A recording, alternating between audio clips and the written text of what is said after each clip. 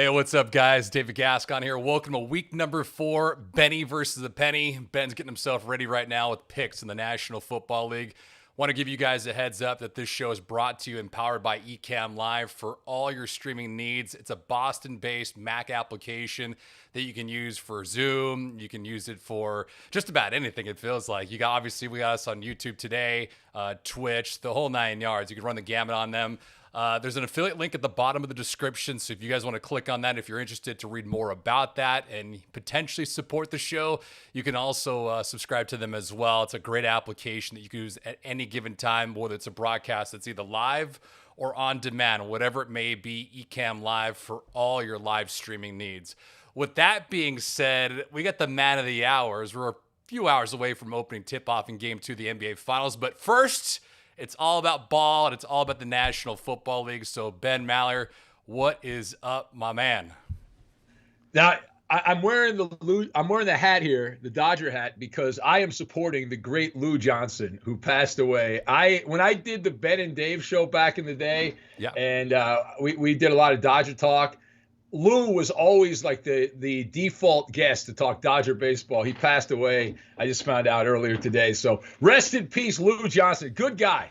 He was not a great player. He had a big hit in the 1965 World Series for the Dodgers, but that guy worked his ass off ever since he retired. Every kind of social event, he was amazing. So rest in peace, sweet Lou. And let's hope the Padre Cardinal game is tied by the time we get done with this, because I don't want to be distracted. Okay, I'm not. That's the only time I'm going to mention it, Gascon. It's the only time I'm going to mention it. Okay. All right, fair enough. Now, correct me if I'm wrong. Yeah. He was the only Dodger hitter that recorded a hit in that game with Koufax's perfecto, right? I believe that to be true, but Lou had so many stories, man. I remember, not to tell stories, story time on Benny versus the Penny, but. When I was down in Vero Beach, and it was so laid back. They had the bar there, this old bar where everyone had hung out ever since, going back to the days in Brooklyn. And Lou would hold court and tell stories, in the locker room, stuff that happened in the locker room, off the field. It was amazing. It was great. Yeah. If you're a baseball nerd, it was awesome. So, but rest in peace, Lou Johnson. We got football, though, today. The train keeps moving here, Gascon. And I have hit a bump in the road. Before we look ahead, we must look back. Another very mediocre week picking games. It's almost like you could flip a coin and do just as well. It's an amazing thing that I've figured out how to split the difference the last couple of weeks. So I'm still above 500, Gascon, but that's only because of the first week of the season where I did a pretty good job to start it out. So we got to pick up the pace on this. Yeah, looking at these games, I think the most disappointing one was the Rams game. I mean, they were down, obviously, 25 points, 29 unanswered scores for them, or at least 29 unanswered points. But then they gave up a couple third down and longs to Josh Allen of all quarterbacks. And so I was watching that game with bated breath. I don't know about you, but that was the one game I just got away from. Well, yeah. Well, that was the one I thought I had in the bag when the Rams came back, and then that didn't work out. And there's some of these games. The Chicago Atlanta game, I was lucky on that one. Chicago coming back in the end, thanks to the incompetence of the Atlanta Falcons, and then Philadelphia. How about that one? How can you not beat the Cincinnati Bengals? How do you not beat the Cincinnati Bengals? I mean, they are terrible. Philadelphia is apparently just as bad. That was a kick in the nuts. And then I'm so addicted to these damn underdogs. The Giants. Yeah. I need to go to therapy, Gascon, to stop betting on these dog shit teams. I've got to find a way to stop. I can't help but take the points. I've always been an underdog player. If all things are equal, I'm going to take the underdog. But I'm going to try to take some more favorites here, change it up a little bit, because there are some morbid teams in the NFL, which is kind of obvious at this particular point. So anyway, hey, before we get started, though, I would like to recommend, I see all you yahoos there, all the P1s in the chat room that the audience is starting to pick up a little bit there. Click the like button, that thumbs up button. Right? It looks just like my thumb right here. You got to click on that, and that helps us out. And I don't think anyone, let's see here. I see Well, I see Robbie the Mariner fan. There's some big names here, Gascon. This is royalty in the Maller militia. These are some. I don't know. They're not here for you, Gascon, No. but they are. I don't think they're here for me either. I think they're just here to talk to themselves. They might be, but they're here for some bread too. Now, Ben, before we get into these picks, since we're in some presidential debates going on right now and we're in a mode of condemning, I'd like for you to tell the American public right now that you condemn backing the New York Jets for the rest of the season. What? You're a political guy, Gascon, but my God, the cover. There's a lot of dancing on the grave, but there is no grave yet. Why are the media dancing? I don't get it. But I'm proud though. Right, like at least Thursday night you didn't take the Jets. I was grateful for that. I did. I took the Broncos. That game was such a dog food game. We didn't even do it on the radio because it was so terrible. But I couldn't. That's one I couldn't bet on the Jets. Like I don't think the Broncos are any good either. Yeah. But there's no way I could take the Jets, even as they were a 1.5, 2-point favorite in that game. Yeah. No way. I mean, with Adam Gase and Sam Darnold couldn't even tie his shoes half the time. So there's no way you can bet on him. Can we get started now, guys? Yeah. Where do you want to go? Where are we going first? All right. Why don't we go to let's go to Chicago. The Indianapolis Colts 2-1 at the Bears. Chicago comes into this game a 3-0 record on the season. It's on CBS. And remember, we will be playing the Where is Dick Stockton game. And so each game I'll ask, it's a Fox game because obviously Stockton, our friend, works at Fox. And so we'll try to figure out which is the Dick Stockton game. So this is the Greg Gumbel, Rich Gannon broadcast crew. The Colts opened as a 1-point road favorite. They're up to 2.5. Indianapolis favored by 2.5. Now, the weather, there's a lot of games that are supposed to be played with a light rain, a mild, kind of cool fall weather. You think about Soldier Field in Chicago, right on Lake Michigan there. It's going to be a light rain, 51 degrees for Doc Mike's Chicago Bears at Soldier Field. Now, I'm going to take the Colts in this game, and they say that styles make fights. I read that one time when I was reading a preview of a boxing match, but this is not a good matchup for Chicago. Now, Nick Foles, to me, is a flawed quarterback. I hope Philly Rob is not consuming this because Philly Rob will slap me across the face. But he takes over now as the full-time starter for the Bears. That means what? That means you can expect a rudimentary passing offense, which will not move the ball dynamically down the field. Now, I'm not saying that Foles doesn't deserve to start. I just don't trust Nick Foles. And the thing I like about the Colts, I've come around on Indianapolis. All right? Don't smirk at me, Gascon. I've come around on Indianapolis because that defense, I know it's a little skewed because they played the Jets in Jacksonville, but that's a good pass defense. I don't know that they're the number one pass defense. Right now, they are statistically the number one pass defense in the NFL. They're allowing just 132 yards passing per game. They're not that good, but they're legit. And the other thing is here, while I am not a fan of Phillip Rivers, his numbers have been good. He's the top completion percentage guy in the NFL. The only thing that gives me pause here taking the Colts is the fact that Nick Foles, he doesn't turn the ball over as often as Phillip Rivers. And we know gambling on football games, turnovers are the kryptonite of joy, and they will derail you. The Colts stubbed their toe against Jacksonville, but they've come back. They've bounced back in a big way. Again, the defense, that is better. I don't like Chicago's defense as much. Colts 30, Bears 24, the final. And the Penny picks. Penny is going with the home team in this one, going with the Chicago Bears. The Bears. The Bears. Robbie, the Mariner fan, says the Bears are the worst 3-0 team of his lifetime. But, Robbie, you're only like 12 years old, Robbie, so that's not that long, man. That's not a long time. If it was my lifetime, now that would be a long time. That's 5 decades. God. Shut up. Pierre says Nick Foles is the MVP unless he's not. There you go. All right, let's move on now. Now, are we keeping track of the Penny's record? How come it's only about my record? What because your name is first on the marquee, so everything else is underneath that. You have made it abundantly clear to me throughout the days, weeks, years that anything outside of Ben Maller is not allowed to be on the marquee. So with that being said, you are a liar, Gascon. The whole bit is how do I pick games versus the penny. Okay, so the penny has to be part of the arithmetic here.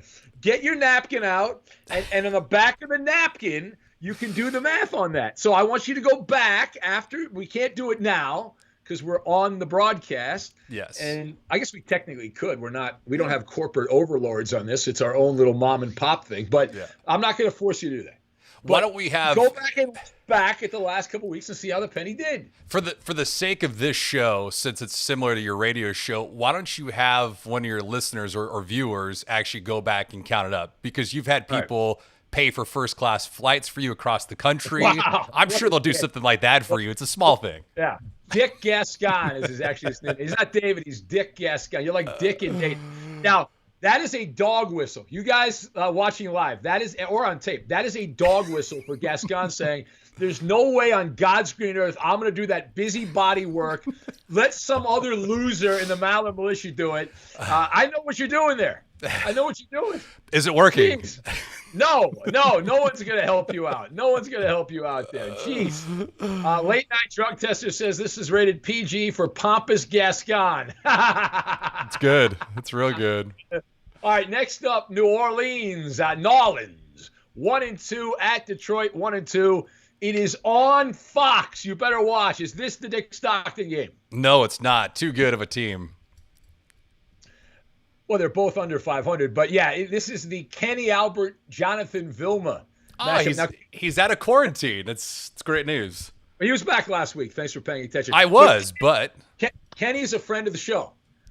We can get Kenny met him several times. Well, we have mutual friends, the Great Sports with Coleman in Baltimore, and then he hooked me up with Kenny, and Kenny's a big fan. Guy works his ass off. We should get him on the podcast. I've been saying for years we should get him on the podcast, Gascon. You don't want to put him on for some reason. I don't know why. I've wanted to, but you have this kind of nefarious thought of me doing something else in terms of booking him onto the show. So.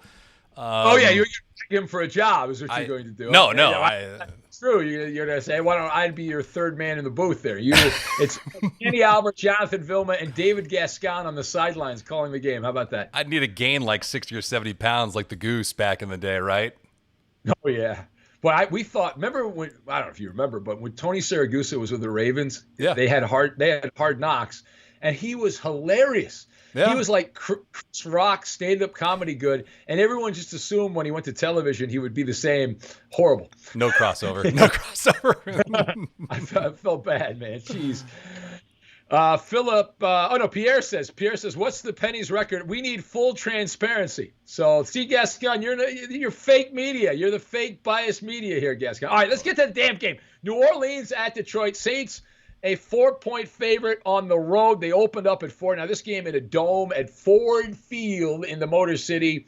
However, if you're outside, not that any fans are going to go to these games, but rain showers and 50 degrees, that is typical weather this time of the year in the upper Midwest. The Lions are my pick. I'm going to take the Lions in this game. Now, first of all, the Lions, to me, showed a lot of moxie.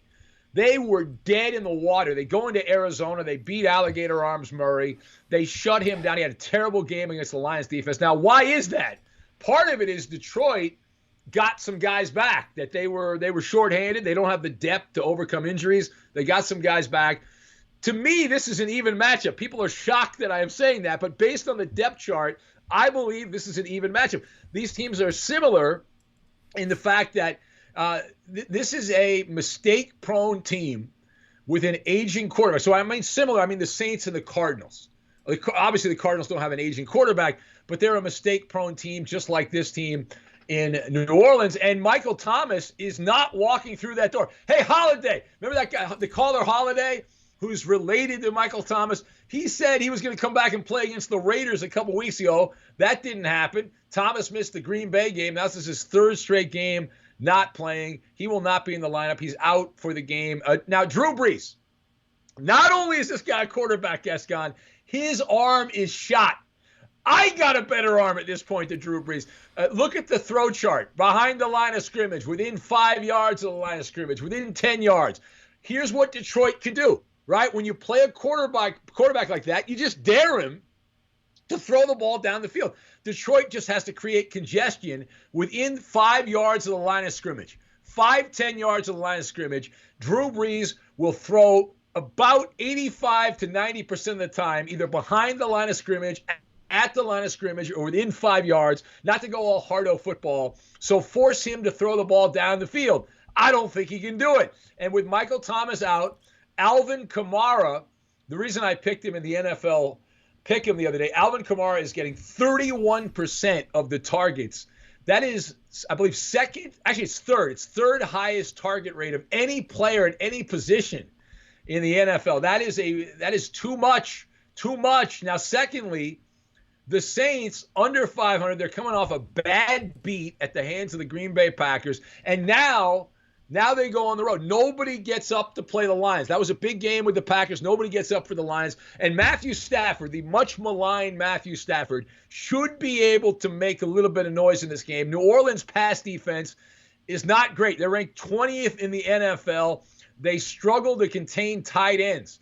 I should have picked this guy, T.J. Hawkinson, the tight end for the Lions. Yeah. That guy, I'm telling you, you laugh at me, Gascon, but look, last week, Green Bay does not have a dominant tight end. They rotated 3 tight ends. Yeah. I believe they caught 8 or 9 passes last week. They made an impact on the game. We saw what the Raiders did with their tight ends. So I like the home dog here. You're getting 4 points. That is the Saints team is at 4 points because of public perception, not because of reality. New Orleans will win the game, but they're not going to cover the spread. It'll be a nip and tuck game. Saints 27, Lions 24, the final. Oh, the penny's going with the Detroit Lions in this one. That's two home teams in this one. I don't know how the penny's doing that, but I don't like putting stock too much into these bad teams like Detroit and Chicago, but nevertheless, that's what we got. That's why you're a chalk player. You bet the high profile teams. Anybody can do that. I don't want to bet on bad teams. Occasionally, you can make money betting on bad teams. There's money to be made there. All right. Well, for the first 3 weeks, you backed the New York Jets. How'd that work out for you? Right, you're number one, Gascon. Number one. Number one, right there, Gascon. You're number one. Congratulations. Hey, speaking of number one, for all those that are watching, if you haven't subscribed to the show yet, go to the bottom of the description or underneath the video. Click on the little subscribe button. There's a bell on there as well that'll give you updates because we do this show every Friday on YouTube. Support the cause. Help us out. That'll do a lot for us, too. So with that being said, game number 3, where are we at, Ben? Hold on a sec. Now, Lee in the chat room says... Did he spell it right? Did he spell whatever he said right? You're such a douche. Drew Brees win the Super Bowl. How dare you criticize him, Ben? Bad job by you. That's what he said. I got to walk him to class. Lee's going to come out here and kick your ass. Wow. That is unreal. Jameis Winston is the best quarterback on the Saints roster. That according to True story. The, A's, Raiders, the whole thing there. Who else do we have here? Let's see. All right, Queen Roxanne throwing noodle arm in there. All right, next up for us, we move now to the Carolinas, the Arizona Cardinals with Alligator Arms Murray at 2-1. They take on Carolina 1-2. It's on Fox. You better watch. Is this the Dick Stockton game? This, for 500, is the Dick Stockton game. David Gascon, you are a loser. No, it's Kevin Kugler and Chris Spielman have the call on Fox, not the Dick Stockton game. Cardinals opened up a 3.5-point road favorite. Are you bleeping kidding me? Arizona favored by 3. It's going to be sunny, 70 degrees at kickoff at Bank of America Stadium. This is one of my better plays this week. I like the Carolina Panthers in this game. Kyler Murray, you know what he is? He's not only Alligator Arms Gascon, he is the midway fun zone is what he is. There's a lot of big plays and a lot of bad plays, right? A lot of mental mistakes. He's the 27th ranked quarterback in the NFL, and dummies in the media, because they like the little people, the dummies are like, this guy's an MVP candidate. How are you a goddamn MVP when you're 27th in the NFL in ranking? He's 3rd in interceptions in the NFL. He's 22nd in yards per attempt. This guy blows, all right? Without the ability to run the ball, and granted that is obviously a factor in this, but just as a quarterback, throwing the ball, he is not even average at this point. He's not. It's just I'm spitting facts here, Gascon, is what I'm doing. And Arizona is the most undisciplined team in the NFL. You don't typically win games by a lot or even win games very often on the road when you are the most undisciplined team. They are averaging 9 penalties a game. They are the highest penalty total on average in the NFL. They're also a top-heavy team. DeAndre Hopkins is handling 36% of the targets. That is the most in the NFL. And here's the key thing here. DeAndre Hopkins is a game-time decision this week. I just saw the injury report before we came on to do Benny versus the Penny. So the Cardinals are a perfect 4-0 against the spread in these early starts. So that scares me a little bit. Since Kingsbury took over, they've done pretty well on the East Coast in these early games. Now, Carolina's not a good team. They're without Christian McCaffrey. They did show a lot of resolve and bounce back ability against the Chargers last week.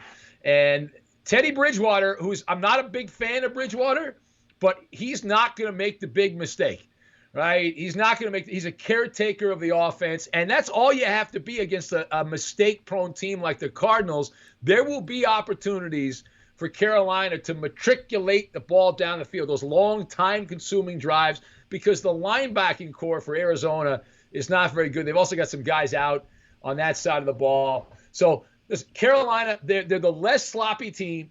They're 11th in turnover margin per game, which is in the middle. They're in the middle when it comes to penalties. So Carolina, upset city here. Panthers 26, Cardinals 23.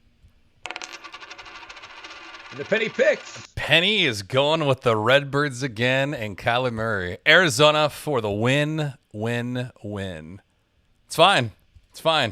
I don't think the Penny. I think you're just picking. I don't think the Penny is picking. I think this is all a scam. I think it's Benny versus Gascon's mind. I think that's what we're doing. There's no Penny. Show me the Penny. There's no Penny. How would the Penny pick the Cardinals? I'll show you something on here. Hey, Ben, your last monologue made you look like one of those reporters that's been saying baseball's going to die since 1820. That's from Jesse. That's actually a great. What did I say? What is he talking about? That's a great post. I'm actually probably going to keep that up the entire show too. It's good. Jesse's full of crap. It's good. What monologue? I did a Dodger monologue. I did an Astro. How did you do a Dodger monologue? You were covered up all night, weren't you?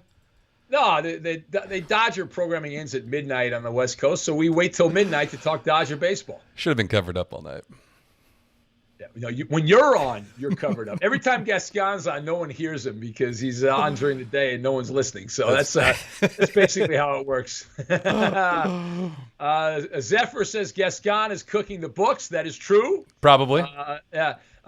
Lee says, ask Gagon how many languages he speaks. He didn't even spell it right. He didn't even spell it. I don't care about that. It's not about a spelling. It's radio, dummy. We're not in the newspaper business. This isn't radio either. This is YouTube digital action. It's digital radio. action.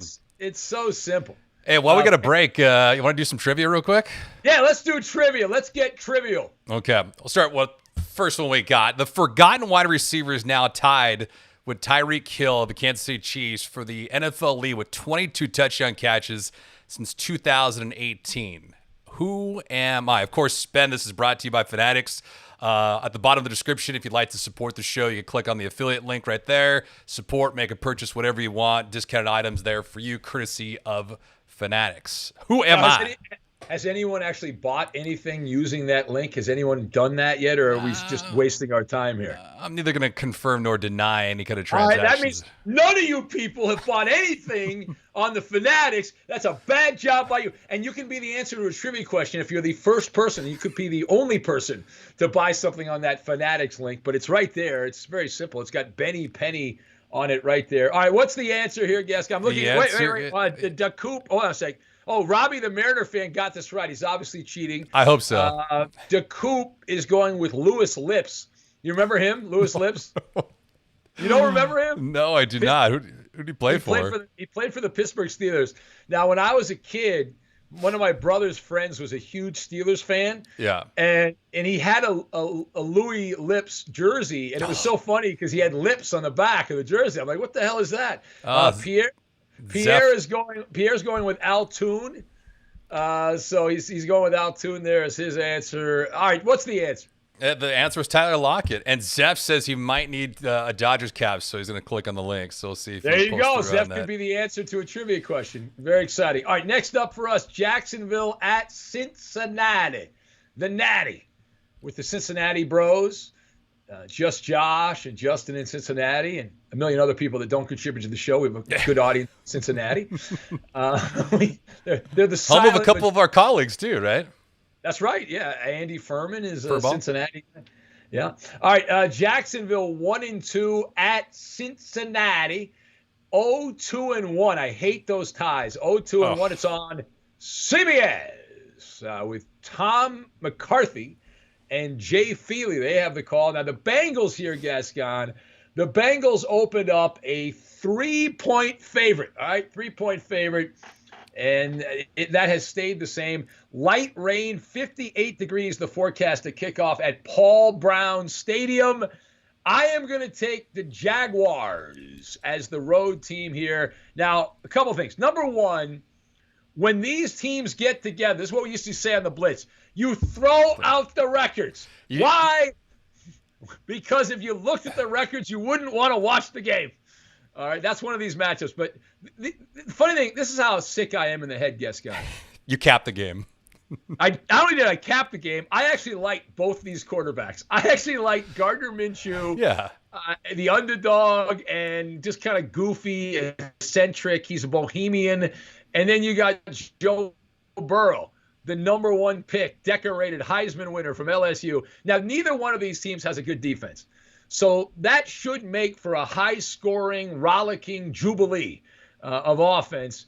I am taking Jacksonville. The Jags, they were absolutely taken to the meat factory by Ryan Fitzpatrick in the first half of the game last week, the Thursday night game. They didn't show up ready to play. Bad job by them. I expect a much better effort from Doug Marrone's team. They're getting some guys back. These teams, to me, are very similar. I actually give an edge to Jacksonville. I think they're a little bit better than Cincinnati. You're getting the value here with Cincinnati as a favorite, Jacksonville getting a field goal. Plus, they've got a couple of days rest extra coming in because they played on Thursday night. Here's an amazing stat, and I am going to hang my hat on this. I don't normally go with the trend, but going back the last 30 years, teams coming off an overtime loss or an overtime tie, a game that went to overtime, the following week, they have a 346 winning percentage against the spread over the last 30 years. Doesn't matter whether they were good or bad. The following game, they just generally don't cover the spread. I'm going to take Jacksonville to win the game outright. I don't need the points. I don't want the points. I'm not going to take the points. I'll take Jacksonville plus the 3 because that's on the board. Jacksonville 30, the Bengals 27, the final. And like with this game where you could throw out all the records, and much like you and Looney getting thrown out of the blitz, the penny is going with the Cincinnati Bengals in this one. All right. Mark, the Warrior Raider A's fan, says Dick Stockton should go back to CBS and call this dog game. Pierre says it's going to be a slobber knocker. That's what he said. It's a good word. It's very good. All right. And remember, I see the numbers picking up. There's more people in the chat right now and watching live. The numbers are starting to skyrocket there. So click the like button, thumbs up. Don't forget, thumbs up there when you come in. What do you think? What do you think the mix is tonight, male and female? Since we apparently had like 5 women last week come onto the show. Well, I see Queen Roxanne in there, so she's representing the ladies. She's right in the middle of the fray there. She's good. So yeah. All right. Next up, Cleveland 2-1 at Dallas 1-2. It is on Fox. You better watch. Is this the Dick Stockton game? Absolutely not. There's no way he'd get this game. Yeah, they will not allow Dick Stockton within 300,000 miles of the Dallas Cowboys because that is ratings gold. Not that we listen. We love Dick on the show. He's a friend of the show, but not gonna happen. So it's on Fox. Kevin Burkhardt and Daryl Moose Johnson have the call. The Cowboys opened a 4-point favorite. They are currently favored by 4.5 at AT&T Stadium, Jerry's World in the Dallas Metroplex there in Arlington. I am going to take the Cleveland Browns. Oh, wow. I'll take the Browns plus the 4.5. This game's sunny, 75 degrees at kickoff in that area. Now, first of all, there will be fans in this game, so that's cool. Now, Baker Mayfield feeling pretty good about himself. Cleveland's won back-to-back games. Now, granted, those were against cream puffs and the Bengals and the Washington football team. Now the Browns go from a lightweight to, I think the Cowboys are a middleweight contender, and they've got the star back, the star power, the Cowboy star. Cleveland is statistically a top 10 defense. Yeah, I believe the numbers are skewed though because of the competition, because of the Cincinnati and Washington matchups here. But statistically, they are a top 10 defense. That said, this matchup bodes well for a shootout. The reason it bodes well for a shootout is because Dallas does not have the talent in the secondary to stop Odell Beckham from getting open, Jarvis Landry, and the Browns have this three-headed monster in the backfield. They can rotate running backs in. They're all pretty good. The key to me is Baker Mayfield not turning the ball over, which is a big risk, but I'm gonna risk that the turnovers will be limited here. Now, I admit, secondly, that Dak Prescott is going to have a massive game again. He has done very well against these bottom-feeding type of defenses. He's licking his chops right now. Dallas, though, they're averaging 490 yards per game. The Browns are averaging 346. And so Prescott's going to get his gaudy numbers. I have no doubt that Prescott's going to get his numbers here. Now, that said, the Cowboy defense, Gascon, this is the key reason I'm taking Cleveland. The Cowboy defense is teetering on the brink with injury and poor performance. Dallas is 26th in the NFL in allowing 404 yards per game. They are 29th in the NFL, allowing 32.8 points per game. There's no way I can lay that. It's not 7, but it's 4.5, so it's more than 3. I can't do it. I think the Browns have a good chance. In fact, I'm picking them to win this game outright, and then I want to see the panic on Jerry Jones' radio show this week. Browns 36, Cowboys 33. How about them Cowboys? Let's see. And the penny likes you on this one, going with the Cleveland Browns. The total on this is 54. What do you think it actually ends at? 60? 61? Yeah, the way the NFL's going, I think this is a shootout game, so both teams have to score over 30, so it'll be in the 60s. The total will be in the 60s by the time this one gets done. Let's see here. Funky Flashman says, "Hey, Ben, you old fart. How the fark are you?" Look at that. Is that you, Gascon? Are you on there? No, I don't type that. I don't type that eloquent. James is leaving. He says, "I got to head out. Benny versus the Penny looks awesome." Hey, James, can you just leave your TV or your computer on so we continue to get credit for you watching, James? I don't care if you don't watch. I mean, actually, but just leave your computer on. Oh, wow. Yeah. Hey, we get credit, dummy. Don't wow me. I'm the same guy that has begged people to have their grandparents and their parents who don't know how to use a smartphone subscribe to the podcast so we get automatic downloads. Yeah, that's true. Nothing wrong with that either. No, nothing wrong with that at all. You're supposed to be the man of the people, so you should encourage people to stay and watch and sacrifice their time, whether it's... Well, listen, I understand, but people have lives. They got to live their lives. They don't make their life around what I do. And we change this every week, Gascon.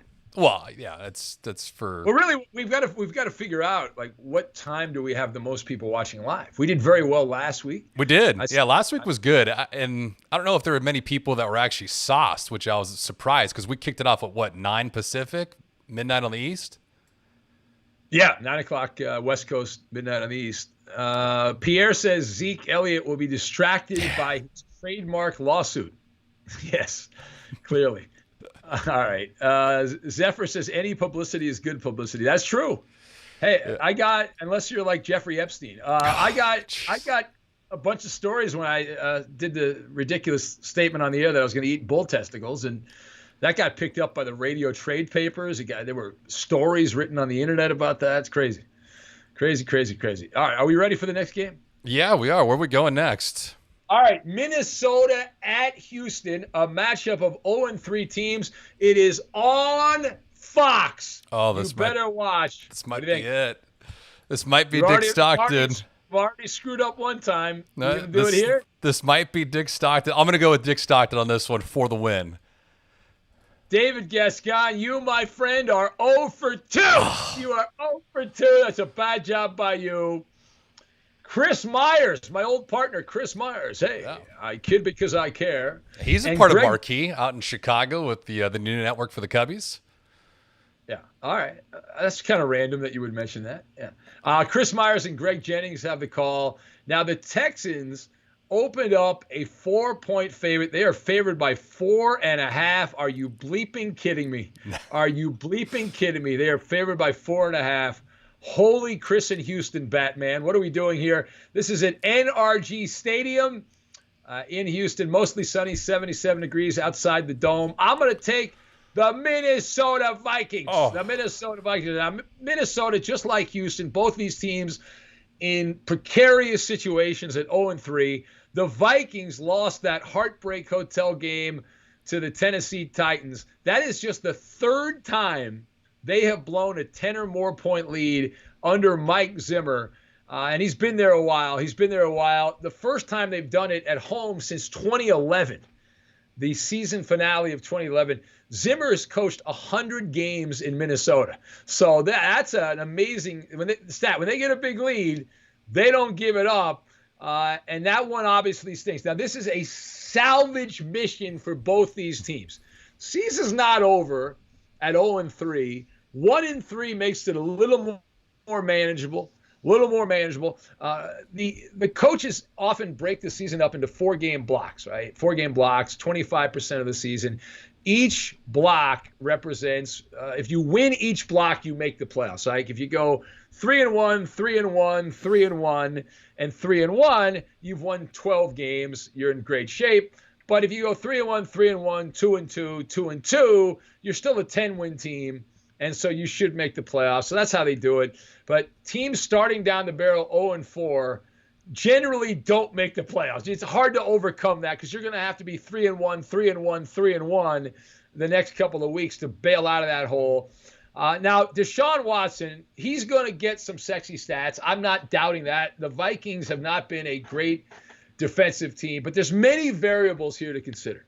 For example, the Texans have issues stopping the run. They're 27th in the NFL, allowing 5.2 yards per rush attempt. So I expect Dalvin Cook to be peacocking around the field, feeling good about himself. Mike Zimmer is the better coach. I'd rather have Mike Zimmer late game decision than Bill O'Brien. To me, these teams are relatively even, Steven. A slight edge to Minnesota. I believe they are the more talented team, top to bottom. I will take the Purple People Eaters to win the game outright. Vikings 30 and the Texans 28 and the Penny picks. Penny is going with the Houston Texans. -4.5 in this one. A little scary, especially with Bill O'Brien, but Deshaun Watson's got to get out the schneid eventually, right? No, he didn't have to. Pierre says, bye-bye, Bill O'Brien. When will he be fired? No, he's got pictures of the owner, so he's fine.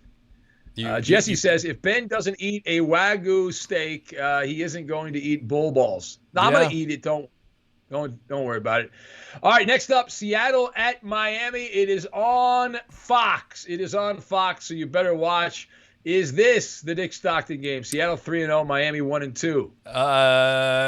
For the sake of I saw someone say it, so yeah, this is a Dick Stockton game. What a dick. Steve, you're ruining the Dick Stockton game, Steve. Why?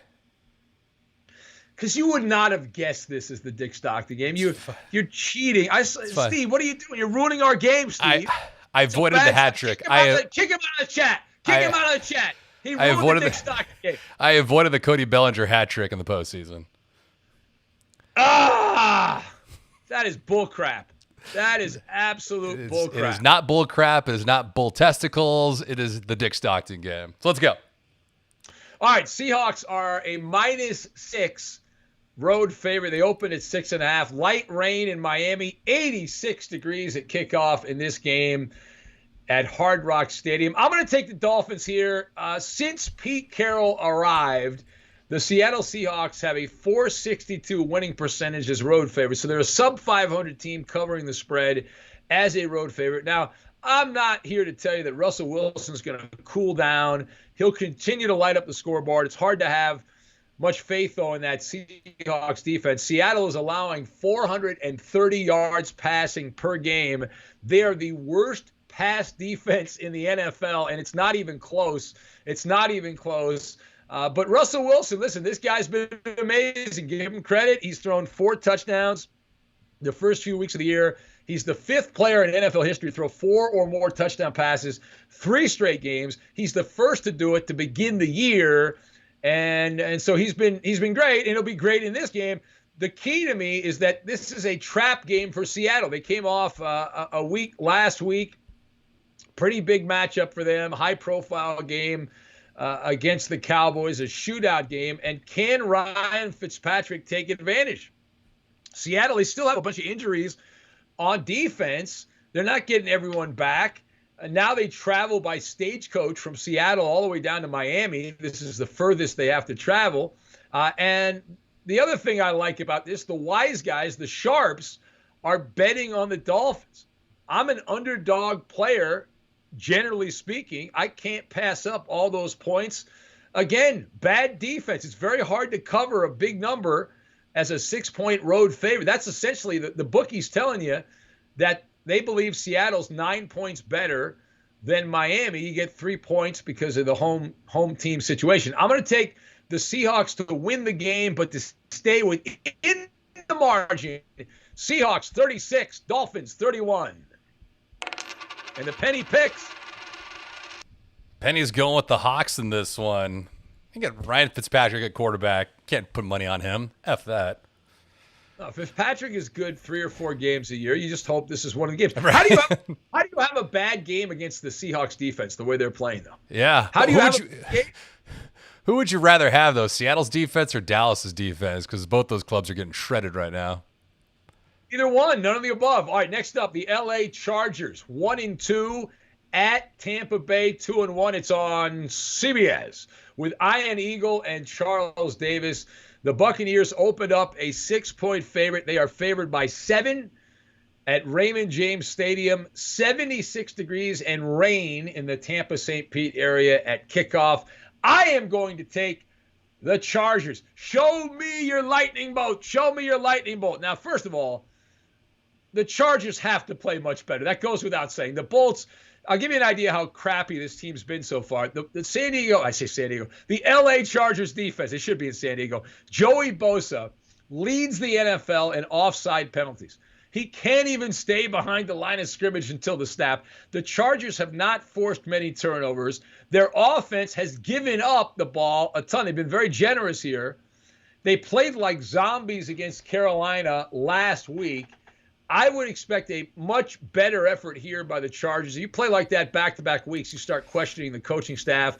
The Sharps are also, the wise guys are loading up on Los Angeles, which is a good sign. They see something here. They see some value in this game. Now, the Buccaneers have been a great first-quarter team so far this year, and then they vanish, like when the check comes and Gascon's there. You get alligator arms. You don't want to pay and all that stuff. You get those little T-Rex arms. They vanish. Tampa Bay has outscored their opponents 31-0 in the first quarter this season, the most points and the fewest points allowed in the NFL so far.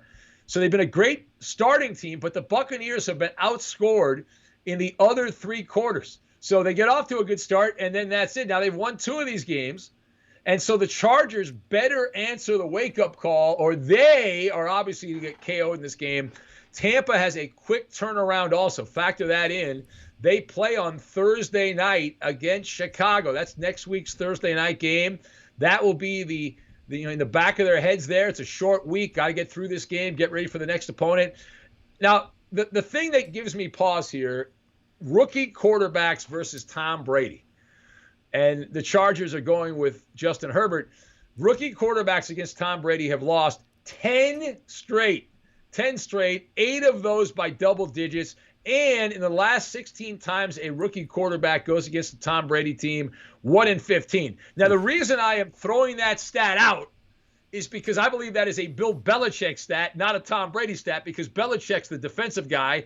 And even though you're going against Brady as a rookie, you're really going against the defense, which was the Patriots defense. And Bill Belichick is able to just destroy the confidence of young quarterbacks. So all that said, I'm taking my time here, Gascon. I'm going to take the Buccaneers to win, but the Chargers to keep it close. It's going to be a tight game. I believe it'll be a lower scoring game. Buccaneers 24, Chargers 20. Penny's going with the Tampa Bay Buccaneers. Did you see what their defense did last week to Denver? Blocked a punt, had 5 sacks, I think it was. And picked off everybody and their mother that was playing quarterback for the Broncos last week, Driscoll and Ripken. You're going to take 7 points with a rookie quarterback going to the East Coast against Brady? Yes. I love the zigzag theory, right? All right. It works out perfect. Tampa Bay look good. They're feeling good about themselves. All the idiots in the media are licking Tom Brady's you-know-what. And I heard a promo for Cowherd who was just going gaga for Tom Brady and the Patriots or the Buccaneers or the contender. They beat Jeff Driscoll and a bad Bronco team, and all of a sudden they're back. And they beat Carolina, who's a middle-of-the-road team the week before, and they're back. Well, come on. Even if they win this game, they're not back. Well, their offense wasn't great. Their defense was fantastic in that game against the Broncos. So, I mean, getting after the quarterback is one thing, but you fail to acknowledge Bruce Arians and Todd Bowles are both there. So it's not like he's going against just a Tom Brady that's in his 40s. I got to imagine Bowles is going to have a little something for him. I'm not as high on the Buccaneers as you are. I'm not. I said they'll win the game, but I don't believe they'll cover the numbers. So I'm going to take the points. All right, well, it's fine. Jeez. Man, big news here. Wait a minute. Big news. Queen Roxanne reports that Rob in Vegas is trying to log in, but apparently he is not computer savvy. You don't need a login for YouTube. Well, for the chat, though, you have to log in. Don't you have to log in for the chat? I don't know how that works. I don't know either. Problem is most of these guys don't know how to spell their names right. So shout out Lee in Arizona. Wow. All right, so this is my Twitter. I said this is the real Ben Maller. So that's actually me. I don't have an avatar. Oh yeah. So, can I have the password for that? No, you can't. Why would you want the password for that? I just get the subscriptions up, and in case you get any emails about the podcast that sing my praise, I need to make sure I acknowledge that, since you tend not to do that at all. I read all the emails. Parts of them. I read them all. What did I leave out? What did I leave out in the email? I don't know. Listen to the podcast and we'll find out. All right, next up, Baltimore at Washington. The Ravens are 3-0. Washington is 1-2. It's on CBS with Andrew Catalan and James Lofton. The Ravens, a 14-point favorite. They opened at 12.5. It is partly sunny, 65 degrees at kickoff at FedEx Field in Landover, Maryland. I am going to take the Ravens in this game. Now, I almost never would do this, and I likely won't actually bet the game, but we pick every game on Benny versus the Penny, and I handicap the game. Typically, I would say in the past, this is a trap game. Baltimore's coming off a high-profile game with the Chiefs. They're getting, they got charbroiled in the first half of that game. They didn't play well really the entire game, and now they play the lowly football club from the Beltway. However, John Harbaugh is going to get a focused team, trying to get the bad taste out of their mouth. This is going to be a therapeutic beatdown of Washington. The former Redskins do not have the defensive linebacking core, the safeties, whatnot, to slow down Lamar Jackson. They don't block well. The reason I'm skeptical of betting this is because of the injury factor. Every time Lamar Jackson runs the ball, he's a flamethrower when he's got the lead. This is a front runner's paradise is what this is, a front runner's paradise. Dwayne Haskins will still be tying his shoelaces and the Ravens will be up 14-0. Lickety split in this game. I'm going to take the Ravens because there's no way I can take Ron Rivera's team throwing rocks while the Ravens are bringing a wrecking ball in. John Harbaugh, check this out. since he took over in Baltimore, he's got a .632 winning percentage against the spread after a loss of 10 or more points. They have been the great bounce-back team. They have been the bamboo. Ravens, 43. Washington, 17. Blowout City. And the penny picks. You're in agreement with the penny. It's going with the Baltimore Ravens. That is a lot of chalk. That's so much chalk. You can do some serious damage in Vegas with that much chalk. Yeah, but you look at the match. The fact that Washington beat Philadelphia is one of the great mysteries of the Western world. it really is. They were down 17-0, and they came back to win that game. It is mind-boggling. We will look back at that. This Washington team has a great opportunity of going like 2-14. I would say they would go 1-15, but they do get 2 matchups with the Giants. Yeah. So they should split with the Giants. And that's how that's going to go. What's more likely, we get another Washington upset or Alex Smith takes a snap this season? Let's see here. I can't imagine Alex Smith actually playing. He's 3rd on the depth chart. Yeah. So I'll say they'll get another Washington upset somewhere. What happens if we get some divine intervention? What happens if we get some presidential intervention in this ball game?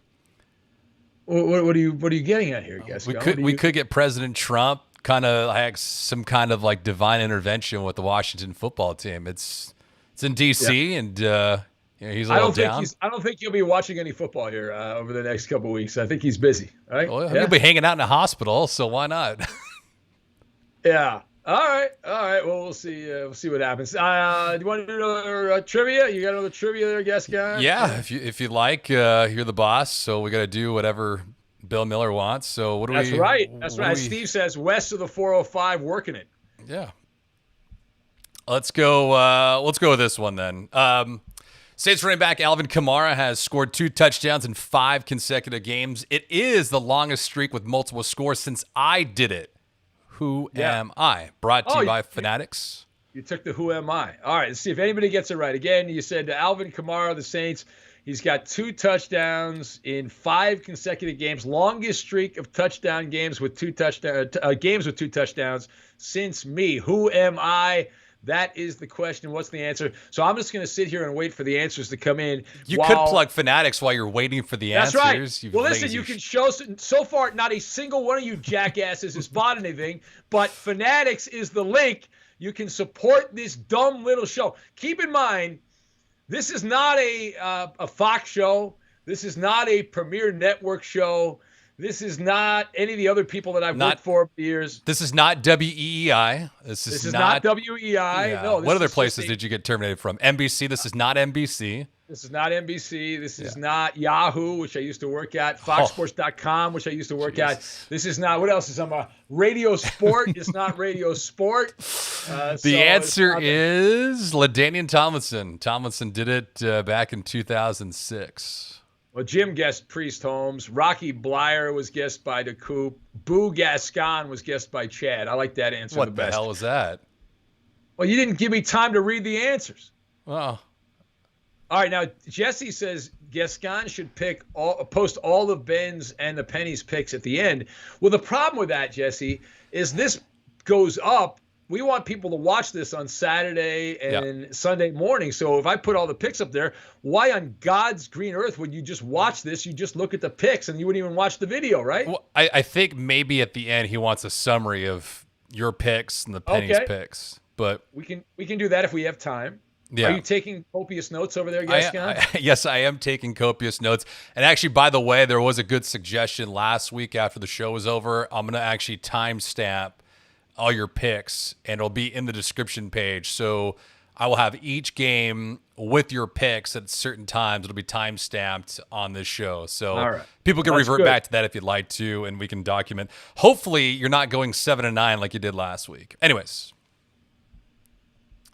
I like that you're wearing the tie like you've just worked all day on Wall Street, or you're like you look like a 1980s police movie detective who's sitting in a room and he's about to interrogate someone, and he's just burned out on life, and he's just, the crime is getting to him, and you just undo your tie a little bit. You need like a cigarette. Do you have a cigarette? Do you well, smoke? listen, if you know where I worked, you would know I'm burned out. If you know who I work with, you know I'm drastically burned out, lethargic, spun out of control. So yeah, right, it's one of those cops that are underappreciated and not valued as much, even though they should be. That's me. You want me to get my little tiny violin out? I don't know. This is a weekly thing for you that you have problems with my professional attire. I get a pressed dress shirt, a great tie. I like your sob stories every week. I enjoy your sob stories about how oppressed you are, and my heart really bleeds to you, Gascon. My heart really bleeds to you. Should I get a tattoo that just says "Victimhood 2020" on my back? Well, you'd fit right in with everyone else in society, right? Make it profitable, baby. Someone's out to get everybody, right? Everyone's out to get it. Oh my God, I'm so tired of it. Rob in Vegas writes in. Well, Rob made it in. He says, Gascon, do you have an endorsement deal with a teeth whitening company? Yes, that's you've had some work done. He is west of the 405. Oh, is that what you use right there? What is that? No, you use them too. What are you talking about? I do use those. I like these. Hold on a sec. I got one right here. You're the same guy. What the hell? Yeah. I have these too. I have the mint ones. Those are the mint ones right there. Yeah, that's good. Well, finally, Rob is in. Rob is in Vegas, but I don't know if he's been playing poker these days. Has he? I'm not sure. I don't think so. Yeah, that's I don't think he's been doing that. Zephyr says a hard-boiled cop. Gascon, a hard-boiled cop. Falcons Go writes in. He says low energy gas can. I'm not even gonna recognize that. I don't like that kind of defamation of character. If you can kindly just leave the chat, leave the broadcast. No. I like that guy. That guy's cool. Hey, listen. I see some new people coming in. Thank you for that. The audience is picking up, which is good. We've been doing this for about an hour now. So if you've just joined the viewing, you've missed the early games, but we're going to get to the late games, the primetime games. We still have that to get to. So, and then you can go back and download this when it'll be up. Not, you don't have to download it, but you can watch it. It'll be on YouTube, the full video, shortly after we get done tonight. So click the thumbs up button right there. I'm doing the Maller math here. I've got the numbers, actually, how many people are actually watching, and how many people have logged in, and there's a great dichotomy here, Gascon, between the number of viewers we have and have had and the number of people that are actually giving us the thumbs up. So does that mean they don't like it, or they're just lazy bastards? Which one does that mean, Gascon? I'm going to say, for the sake of them actually clicking to log on, that they're just not aware how to give us the thumbs up. They're not lazy. Okay. All right. Well, next up for us, the New York Football Giants 0-3 at the LA Rams 2-1. It's on Fox. You better watch. And who's calling this game, Gascon? Adam Amin, right? It's Adam Amin for the fourth week in a row. I don't know. You got to do something in sportscasting for me to. What's his name? Adam Amin? Yeah, he worked for ESPN for, I think, close to 8 or 9 years. Who the hell watches ESPN? My God, that's so like 1990s. Mark Schlereth and Adam Amin, right? No? Adam Amin, as Zeph would say, you lazy bastard. All right. Next up. Oh, wait a minute. Hold on a second. I see we have a purchase here. I thought somebody bought something. It looked like somebody had said they bought. I got excited for a second. Pierre said, wait a minute. Pierre says he just bought a sweatshirt on Fanatics. God. Boom. Done. Look at that. You're like the 15-year-old the night after the prom's over, man. Unbelievable. All right. Giants 0-3, Rams 2-1. It's in LA, obviously, SoFi Stadium, second home game for the Rams. Sunny, 83 degrees at kickoff. The Rams opened up a 9-point favorite. They are favored by 13. 13-point favorite. Holy crap. That's the second one, right? With Baltimore, that was at 14. Now this one? Yeah. Now, I'm not going to bet this game in real life because I would never lay that many points. But if I was going to bet the game, and since we pick all the games, I'm taking the Rams in this game. There's no way you can take the Giants. First of all, the Rams coming off that disheartening comeback blown lead against Buffalo. They were burned by a late crap pass interference call that bailed out Josh Allen and Buffalo. The Rams are averaging 29.7 points per game, while the Giants are at 12.7. So you can do the math on that. If they just play the way they played so far, the Rams are going to win this game by 17 points. Now, Sean McVay, he was on the naughty list last year, Gascon. Now he's back on the nice list, so good for him. The Rams, the only team with a top 5 graded quarterback, running back, and wide receiver. How about that? You like them apples? Only team in the NFL. Quarterback, running back, wide receiver, top 5 according to Pro Football Focus. Jared Goff, Darrell Henderson, and Cooper Rush. And this, have you seen this Henderson guy run the ball? This guy's good. I liked him when they drafted him out of Memphis, and he didn't even play last year. Who's Cooper Rush? What's that? Who's Cooper Rush? That's Cooper Kupp. I said that's Cooper a bad Kupp. job by you. Get your head right. Get your head right. I said Cooper Kupp, jackass. Why don't you bring your tie down a little bit more to look more like a west of the 405 douchebag? There you go. Jeez. Man, oh, man. Falcon says, nice background, Ben. Did you get the animal out of your attic? No. I did not. All right, second thing on the Giant-Ram game. Joe Judge, You know who he is? He's not only the coach of the Giants, he is Edward John Smith. You know who Edward John Smith is? Historic figure? Enlighten me. He was the captain of the Titanic. That is Edward John Smith. So that's what Joe Judge is. He's overseeing the Titanic as it's hitting the iceberg. You've got Daniel Jones, the Giants offense. They did not take a single snap inside the red zone against the Niners last week. And my God, and that was a Niner team missing a big part of their defense. Big Blue has 1 field goal in the first quarter of all these games so far this year, so they get off to bad starts. Rams can write down whatever score they want. Rams 38, the Giants 20, your final. Penny's going with the Rams in this one. You can ram it all day. You could ram it all night. Man, they've been really good on the run the football with Darrell Henderson. I mean, even Malcolm Brown, he was great in week 1 against Dallas. He's kind of fallen off the map. All right, next up. We got to move on, guys. Next up, New England. We got to move up. Whoa.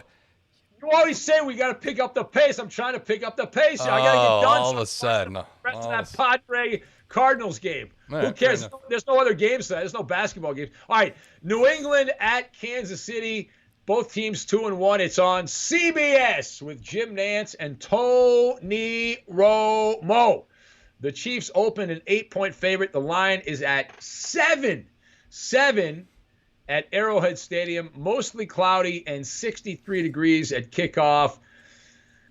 All right, this is where I cover my eyes here, and I take the New England Patriots. I am going to take the Patriots. Now, I am picking Bill Belichick getting a touchdown. You know what this is? This is the rare find. This is the penny stock that becomes a Fortune 500 company.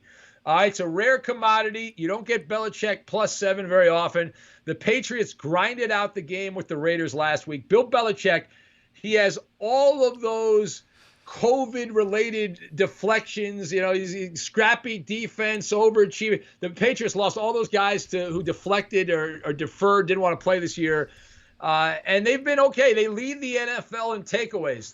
Those ragtag defenders for New England, they have an average of 2.3 takeaways per game. New England is going to have to play that way the rest of the year. They're going to have to play the way they did against the Seahawks in this game, but they're going to have to be opportunistic. This game should be high scoring. It'll be borderline shootout. Patrick Mahomes, he's going to get his numbers. In 2 career games against Belichick's defense, Mahomes is 1-1 with 5 touchdowns and 3 interceptions. That was the Tom Brady Patriots. Now it's Cam Newton. And Newton had his first stink bomb game as a Patriot last week against the Raiders. So this is a big week for Newton. You don't want to stack bad performances. Obviously, this is a big spot for him. The wise guys, the sharps, are on Belichick and the Patriots.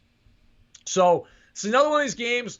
I believe Kansas City is going to win. They should win the game. I just don't think they cover the spread. They had a blowout win against the Ravens. They come back a little bit to the pack against the Patriots. It's a close game for a while, but the Chiefs will end up winning it. Kansas City 34, New England 23. Penny's gone with the New England Patriots in this one. 71% of the betting public is on Kansas City. When was the last time Belichick was this big of a dog? That's a good question. I don't have that in front of me. It's been a while. The Patriots have been in the Super Bowl or close to it every year. They win the division every year. And the public. See, the key thing you said there is the public. Yeah. You don't want to be on the public. You want to be on the side of the wise guys. The sharps are betting on the Patriots. The professional gamblers are betting on the Patriots. All right, next up, Buffalo 3-0 at Las Vegas 2-1. It's on CBS with Spiro Ditas and Adam Archuleta. And the line on this game, Buffalo opened up a 2-point favorite. They are favored by 3. Sunny and 95 degrees at kickoff at Allegiant Stadium in Lost Wages, Nevada, with no fans in attendance. The pick is in, Gascon. The Raiders. Going with the Raiders. Now, another one of these matchups, you say the style advantage goes to Buffalo, and I don't disagree with that if you look at what the numbers say. But what did I learn from my godfather, Dick Stockton, back in the day? Remember, Gascon? Stats tell you what happened, not what's going to happen. Exactly correct on that. So the weakness so far for Las Vegas has been the run defense.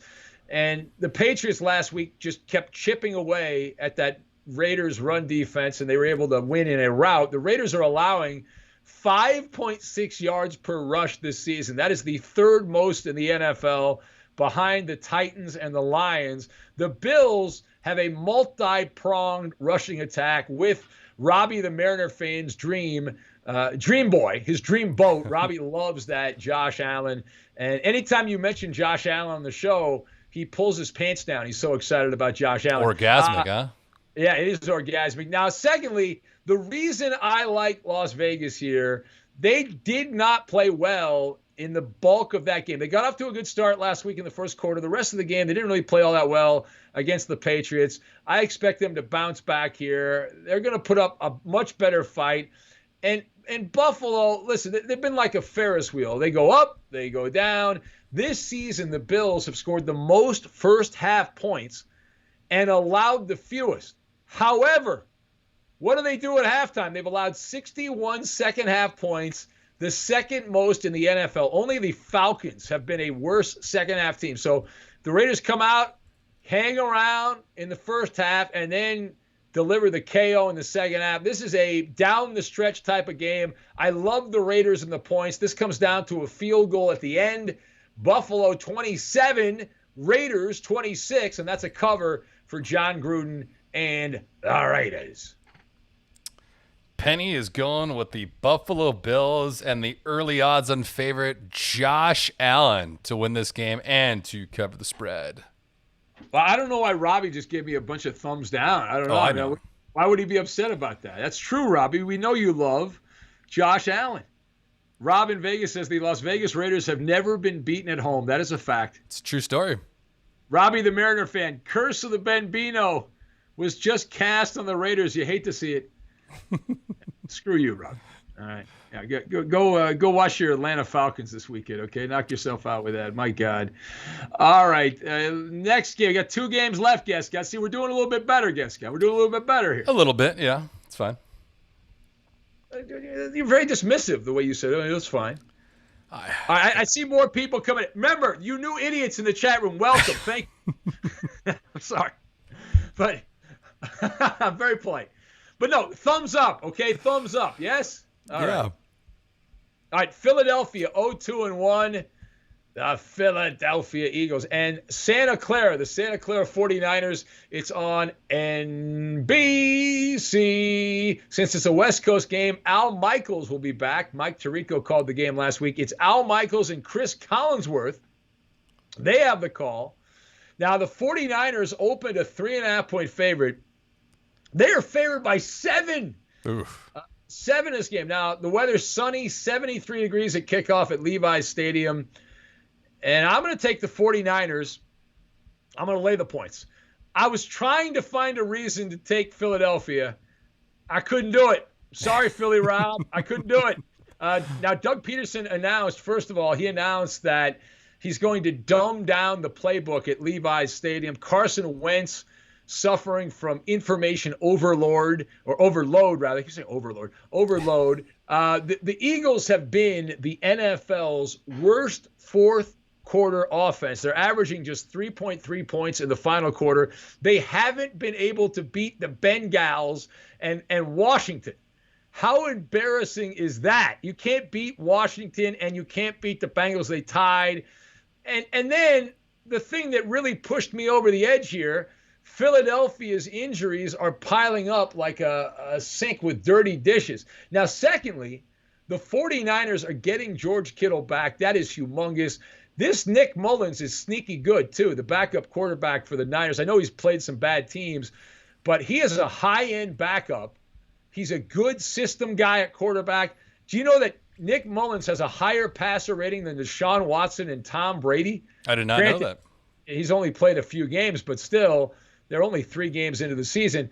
Now, again, I was looking around. I was like, give me something I can hang my hat on the Eagles. Something I can hang my hat on for the Eagles. I could not do it, Gascon. This has the recipe for a route or a route. Remember the stat we gave you earlier in the Cincinnati-Jacksonville game? Teams like the Eagles coming off an overtime game that went all the way and they finished in a tie and all that, have a .346 winning percentage against the spread over the last 30 years. So that's a lot of time, a lot of different teams, a lot of different players and coaches. I'm taking the Niners, even though they're still banged up. Niners 30 and the Eagles 16. Your final. Penny is going to San Francisco for the win. All right. Luis writes in, he says, Al Michaels got the much-needed rest during the bye week. He'll be on his A+++ game. Can't wait. No, I love Al Michaels. Man, he's great. He reminds me of my youth. Pierre writes in, says, even Tony Bruno isn't taking Philly. That's a good call.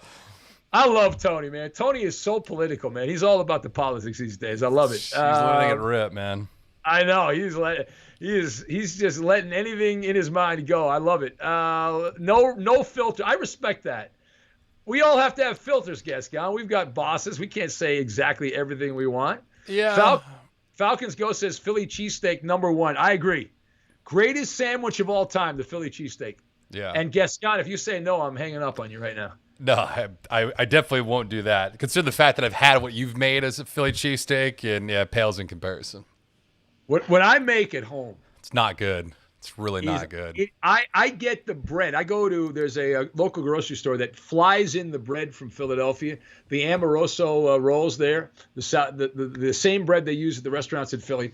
So I have that. I have the thin cut ribeye. I have the authentic provolone cheese. I chop up the bell peppers and the onions. It is such. Don't dismiss me with your body language over there, you jackass, you donkey. I've had it. It's not that good.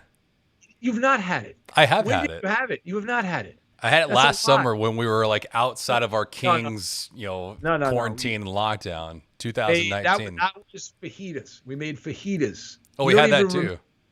No, we didn't have cheesesteak. We had fajitas, and you brought carne asada. I remember that. Right. You don't even remember. You are lying. I want you to apologize. You're like CNN. You're fake. No. It's a bad job. That was my redemption tour because the last time I'd gone to your house prior to that, you served everybody cold Raising Cane's. So no. I served everyone who showed up to that party on time or within a half an hour of when they were supposed to be there, blazing hot, greasy, delicious Raising Cane's chicken fingers. The fact that you sashayed your way in, Gascon, at an hour and a half, 2 hours after the party started. Imagine showing up to a restaurant and you order your food to go and you're supposed to pick it up at, I don't know, like 5:30, and you show up at 8:30 and why is the food cold? I don't understand. Listen, you know who shows up on time to a party? Dorks. That's like going to a club at like 9 p.m. as opposed to 11 or 12 o'clock. You got a lot of No. You know who shows up on time to a party? The person that wants warm, hot food. Yeah. That's the person that shows up early to a party. Yeah. You're such a. I can't say it. It's a. It was a fashionable appearance. That's what it was. Myself and Rob Parker were the ones that showed up fashionably late, which was great for an entrance. Yeah, Rob didn't mind eating the food. He didn't complain about the food. You complained about the food because you're west of the 405. Rob's authentic, man. He's from New York. Doesn't complain about food. He's happy to have food. You, of course, you're ungrateful. I was looking for a little filet mignon, a little creme brulee, and I got cold Raising Cane's. Anyways. Pierre says, don't forget the Philly pretzel. Oh, my God, the Philly pretzels are amazing. Pretzel's damn good. Philly Rob brought us the Philly pretzel. Also, Fats in Philly sent us the Philly pretzel. Amazing. Absolutely amazing. Now, Pierre says Cheese Whiz is liquid gold for us fat guys. He says and Mark says Cheese Whiz or don't bother. I don't like the Cheese Whiz. I like the provolone. I like my cheesesteak. I'm a provolone guy. I don't like the Cheese Whiz. Yeah. Well, I don't know. Cheese goes with anything, so I don't care if it's now, Cheese Whiz Steve, or not. I love Steve, the supermarket guy in SoCal. No. We can't talk about that. Steve says cold Raising Cane's will beat that tomahawk steak you gave him any day. Listen, if that's the case, I'd love for you to return it. I would love for you to return it or send it my way. We can exchange gifts when you show up to the work studios at any given time. I will gladly take that tomahawk off your plate. All right, Steven writes in. He says, I love how you guys keep changing the time of Benny versus the Penny, keeping us all on our toes. Well, to be honest with you, the reason we did it at this time is because we wanted to do it a little earlier to see if there would be more people listening. You also had some things going on, Gascon, but you changed your schedule at the last minute. But I had adjusted my schedule, so Yes. That's what happened. All right, Queen Roxanne says, how about an exchange of the meat? So we can exchange. She wants to apparently. I see what she did there. All right, next up, last game. You ready for the final one? All right, final game. You want to do the last trivia, or are we good on that? Yeah, we can do the last trivia question. All right, of course. Go ahead. Brought to you by Fanatics. Aaron Rodgers has a passer rating of 112 in 9 career games. That includes postseason against the Atlanta Falcons. But that is second best versus the Atlanta Falcons behind me. Who am I? All right, while we wait for answers, help out the show here, Benny versus the Penny. And I see more of you guys on right now. Remember to give us the thumbs up. But Fanatics, and now if you buy stuff on Fanatics, that's great. But the only way we get credit for it, you have to click that link. So if you don't click the link, it's good for Fanatics, but it isn't good for us. Yeah. So the whole point of this little exercise is if you're planning on buying something from Fanatics anyway, you don't have to just buy something because of us. But if you're planning on buying something anyway, you just click on that link, and then you buy it after you click on the link, and then we get credit for it. So that's all you have to do. Just make sure you click the link. They're a partner with the podcast, and so that's the way that works. We've already had our first item purchased earlier, Gascon, because of our blatant begging. That's cool. Begging. Little panhandling via YouTube. Nothing wrong with that. Yeah, I had to laugh, though. Rob in Vegas had the line of the night. He said, please feed the tomahawk steak to Bella. Oh, man. I think the tomahawk is bigger than Bella, to be honest with you. The answer is Kurt Warner. Kurt Warner had a quarterback rating of 114.2 Oh, against Atlanta. You did not let me read the answers. You're so bad at this. People are answering in the chat. Randy, the Macho Man Randy Savage from Rob in Vegas. Dog Killer Michael Vick from Lee in the Valley of the Sun. Bruiser Brody was guest. Doink the Clown. Bruiser Brody from Flunky Flashman.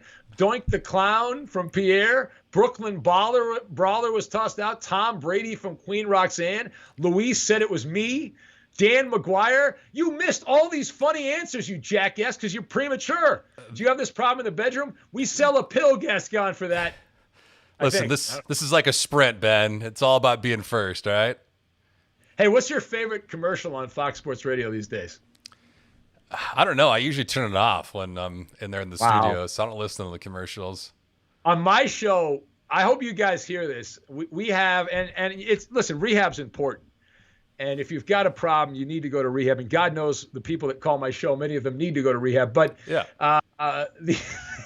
The commercial for a rehab, and this guy starts singing, and I am just so captivated because he's not a great singer, and it just sounds kind of hokey, and it's It's an amazing radio commercial. I put it right up there with bedtime Bible stories, which we had in the early part of the apocalypse. Yeah. It's my current favorite commercial. And, normally I kind of tune out the commercials. I really don't. I get uncomfortable because I'm in a lot of them. I voice a lot of the commercials that are on my show, which is really annoying. But that one is so good.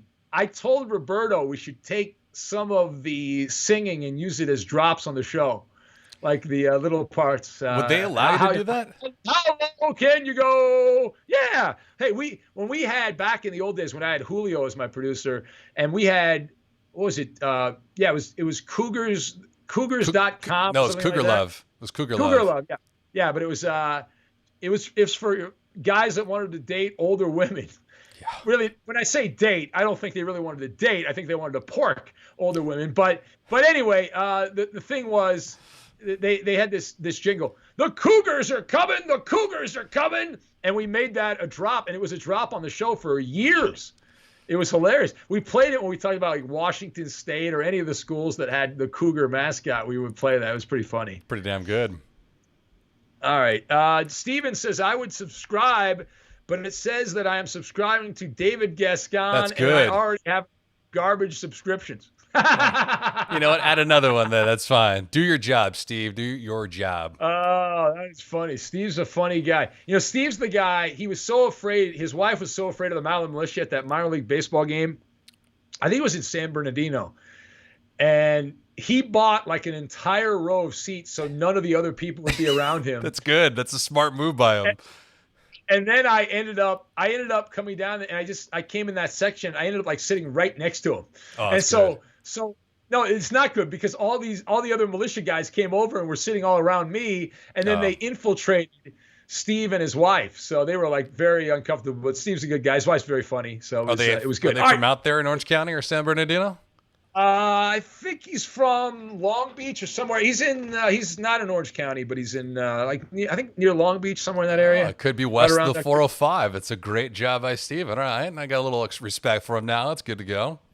All right, last game, Monday Night Football. Atlanta Falcons. Atlanta Falcons 0-3 at Green Bay 3-0. It is on ESPN. Steve Levy, Brian Greasy, and Louis Riddick have the call. The Packers, a 7.5-point favorite. They opened at 5. Lambeau Field, mostly clear, 53 degrees, just down the street from my brother, who lives in Appleton, Wisconsin, my younger brother. And I've not seen him in several years, but he does live there. And that's where the visiting team, the Atlanta Falcons hotel, is in Appleton, Wisconsin. You know why? You know why they stay in Appleton, Wisconsin? You're going to tell me why. That's right. There are no hotels big enough to accommodate the traveling party of an NFL team in actual Green Bay. What is the traveling party size? Oh, for an NFL team? Yeah. Oh, my God. Like 90? No, well, you've got all the trainers. You've got the equipment people. You've got – I don't know if they've cut back on that now because of the situation with the pandemic. But before I would think it's like 100, 110, 120. I think it's closer. Yeah, it's a lot of people. 53-man roster going to have that many guys? Well, you figure the coaching staff's – what are you looking at? 10 people, maybe 12 people, coaching staff. You've got – the people that aren't real coaches but are assistants, kind of helping out a little bit. Yeah. You've got the people. You've got the medical staff. Media guys. Media, the team media. Yeah, you got a lot. There's a lot of people part of that. All right, now, so this game, I'm going to take the Packers. I'll lay the points. There's another favorite I like. The Falcons limp into Lambeau. With the NFL's second worst defense, they have future Hall of Famer Matt Ryan, Julio Jones, and it doesn't matter. This is such a bitter pill to swallow. They have wasted the last couple of years of Matt Ryan and Julio Jones because of the incompetence of the defense and the coaching staff. Now, I don't think Green Bay is as good as their record, but they continue to make me look like a dummy and a dingleberry. And they're playing a bunch of Mama Lukes this week. Aaron Rodgers can pad his stat sheet against that lightweight Atlanta secondary. You got to pencil him in for a massive statistical game. The only concern here is the injury tent for Green Bay. Allen Lazard, the wide receiver who had a big game last week. He had a core muscle injury. He had surgery this week. He is out indefinitely. And I believe the Falcons are so bad, even if Devontae Adams doesn't end up playing this game. I believe the Falcons are so bad. Rodgers can throw the ball. You know that Clayton Kershaw commercial with the tire? Yeah. Have you seen that? Yeah. No. So Rodgers could throw the football, get in his car, drive, throw it from the 20, drive all the way down, right? Go down, go all the way down to like the 10-yard line, get out of the car, and then catch the pass. That's how much I do not trust the Falcons' stumble bum secondary. The Packers own the NFL's best pass block win rate. What does that mean? They are manhandling at the line of scrimmage. Football is won in the trenches. I remember watching NFL films, and they used to say that back in the day. You win the line of scrimmage, you win the game. Packers 36, Falcons 26, your final. Ben, the penny is going with the Green Bay Packers in this one. Wow, you changed. Are you sure? Are you sure about that, Gascon? Positive. I'm 100% positive on that. Luis writes in and says, we're watching Dan Quinn's farewell tour. You hate to see it unless you don't. Steven writes back, Steven, the supermarket guy, says, unfortunately, I don't live west of the 405, Gascon. I can afford to live west of the 405 because he has them sugar mamas. Oh, yeah. Oh, so you can afford to live west of the 405. That's right. You got the sugar mama. Robbie, the Mariner fan, says, being a Mariner fan isn't as painful as being a Falcon fan. At least you know the Mariners are going to lose going into the game. That is outstanding. Funky Flashman says, I'm going to Appleton soon. I'll make sure to stalk your brother. Yeah. Send my best to my brother. I'm sure he'll love if you knock on his door. I'm sure. Stalk the one in Wisconsin, not the one in New York. Well, why not? What's wrong with the one in New York? New York, it's a little bit different if you're trying to stalk someone out there. Harder to find a person in New York. There's more people in New York than Appleton, Wisconsin. Yeah. How about Robbie, who retracted a message? Why would you have to retract a message on a YouTube chat? What's up with that? Maybe it was flagged by the YouTube moderators. All right, so a couple of things here. Now, we're going to run down the picks one more time. And again, I see some new people in here. I don't know why you would show up now. This thing's almost over, but thank you. Thumbs up. Remember, thumbs up. Click. Don't be a lazy ass. Thumbs up. And if you could tell a friend about this, send them a link. That would help us out a lot. We want to get the numbers up. We're trying to make this into something. We're starting at the very bottom. We're trying to build it up. You guys are a big part of that. You are the foundation. Hopefully it's not a foundation of quicksand, but it is a foundation here. So it does help us out. And let's run down the picks here, Gascon. We'll start at the very beginning. We had Indianapolis at Chicago, right? Yeah, yes. You got Indy. You got Detroit. Carolina, Jackson. Do we have the pennies picks, or are we just going to do mine first and then the pennies? Yeah, we can go through yours first. Yeah. All right. I got Indianapolis. You got Indy, Detroit, Carolina, Jacksonville, Cleveland, Minnesota, Miami, LA Chargers, Ravens, Rams, Patriots, Raiders, San Francisco 49ers, and Green Bay Packers. All right. And what did the penny pick this week so we can keep track of that? Penny going the other way. He's got the Bears, Lions, Cardinals, Bengals, Browns, Texans. All right, so hold on a second. You're going very fast. So far we disagree on 2 games, right? Is it 2 games we disagree on? That would be which games are we? Disagree on the Arizona. Bears, Colts, Arizona, Carolina, Bengals, Jags, and Vikings and Texans. Those are all pennies going the other way on those. So those are the only ones we disagree on? So far, yeah. Seahawks. Okay. Penny's got the Seahawks. All right, we disagree on that. Bucks. Disagree on that. Ravens, Rams. We agree on those. Patriots. We agree. Bills. Not agree on that. 49ers and Packers. All right, so we agree on those 2. So there's a few different ones. A few different ones there. And the penny last night had the Denver Broncos. So. Luis says, thanks, Maller. I'm going to tail the penny and fade you. Yes. Screw you, Luis. Screw you. All right, I want to thank everyone, guys. Remember the 5th hour podcast, Gascon. We had Peter Brown, the great Peter Brown on, sports radio legend. Peter told the story. He got sued for $10 million because of something he said on the radio, one of his opinions on a sports talk radio show. This is my nightmare. Peter Brown lived my nightmare. So you've got to check that out. It's an amazing story. It really is. But thank all you guys. Remember, you can support the show by telling people about the show. Go to the Fanatics link on the YouTube page there, and you got to click on that to buy something. If you buy something on Fanatics, that's great for Fanatics. If you buy something on Fanatics without clicking the link, that doesn't help us out at all. So if you want to help us out, that's the way to do it. And who made this all possible, Gascon? Who made this little podcast or whatever this crappy thing is called? Is it a YouTube show? Who made this possible? It's all about Ecamm Live. It's Boston based, and it's a Mac based application that's available for all your software needs. Zoom, Skype, YouTube, Twitch. There's about 30 applications that you can stream from through Ecamm Live. If you guys are interested in that, you guys are creators, teachers, business management, whatnot. You guys want to get something together, click the affiliate link at the bottom. That helps us out. Obviously supports the show as we do this the entire football season. That is right. Listen, have a great rest of your Friday night there. There's nothing to watch other than baseball. There's no basketball or anything else. Watch that. Watch the football this weekend, and we'll catch you next time, yes? Bye-bye.